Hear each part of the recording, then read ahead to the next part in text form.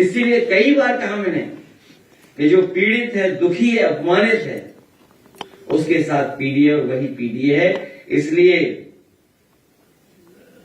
शंकराचार्य जी के साथ भी हम लोग हैं। और जो लोग तरह तरह की बातें कर रहे हैं, उनको पता होना चाहिए कि शंकराचार्य शंका से परे होते हैं। और हमारी संस्कृति, हमारा जो परंपरा रही है, अगर कोई भी गेरुआ वस्त्र और पीतांबर वस्त्र धारण कर लेता है, उसी समय हम उसको सम्मान की दृष्टि से देखने लगते हैं। इनकी भाषा तो ऐसी है, अभी कुछ दिन पहले हम लोगों ने डायलॉग पढ़े थे उनके, और आपको पहेली भी दी थी मैंने। जो पिछली प्रेस कॉन्फ्रेंस हम लोगों ने शुरू की थी, तो एक पहेली से शुरू की थी आपके सामने।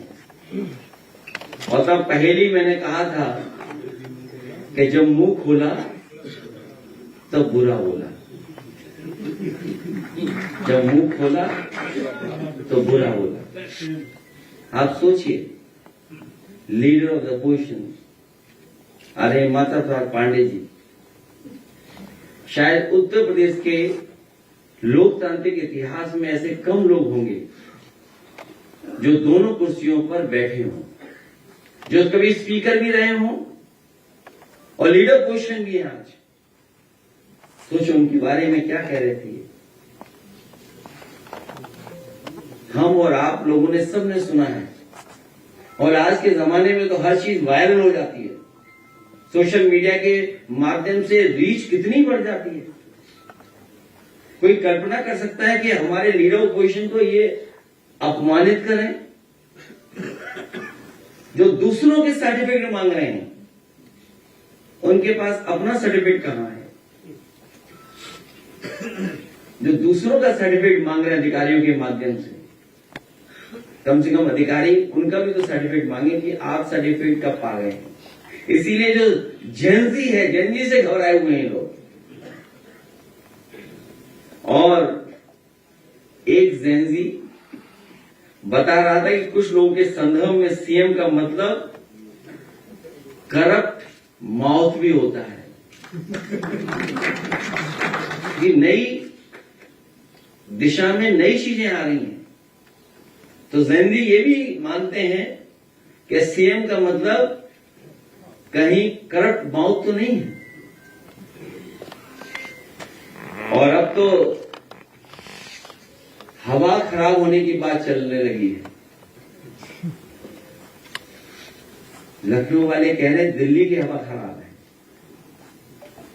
सच्चाई तो यह है कि दोनों ही हवा खराब है, और दोनों की हवा खराब है।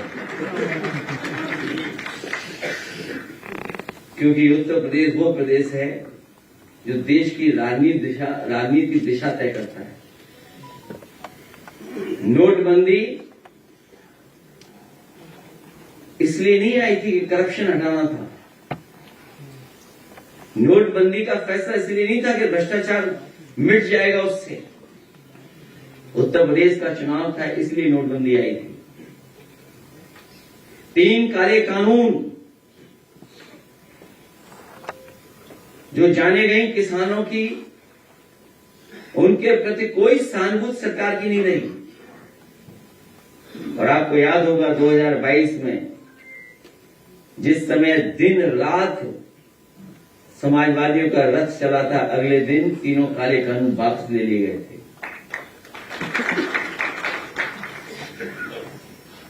ठीक कहा हमारे नसीमुद्दीन सिद्दीकी साहब ने कि हम लोगों के कामों की नकल कर रहे हैं। कभी हम लोगों ने 10 साल पहले एक्सप्रेस वे पर हवाई जहाज उतारे थे।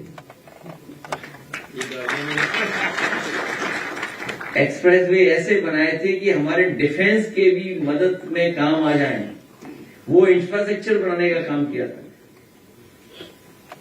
और उसका परिणाम यह हुआ कि देश आज उसी विजन पे चल रहा है।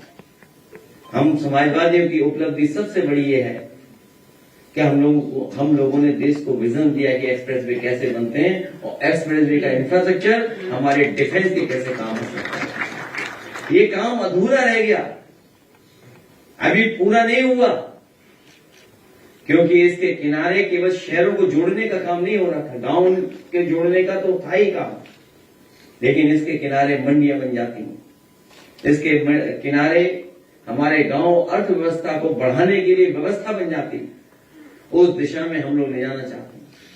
हमें खुशी है इस बात की कि बहुजन समाज के लोग न केवल भारत में हैं, बल्कि दुनिया के दूसरे हिस्से में भी बैठे हैं।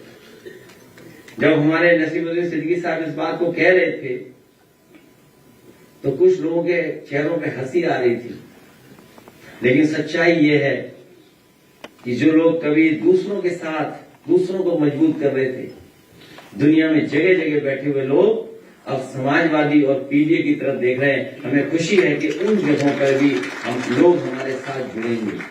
और फिर अब तो भारत सरकार ही फ्री ट्रेड कर दे रही है सबके साथ। भारत सरकार ने बहुत सारे देशों के साथ फ्री ट्रेड एग्रीमेंट कर लिए हैं। मैंने तो लोकसभा में पूछा कि अगर कोई और देश बचा हो जिसके साथ आप फ्री ट्रेड एग्रीमेंट नहीं कर पाए तो उसके साथ भी कर दो।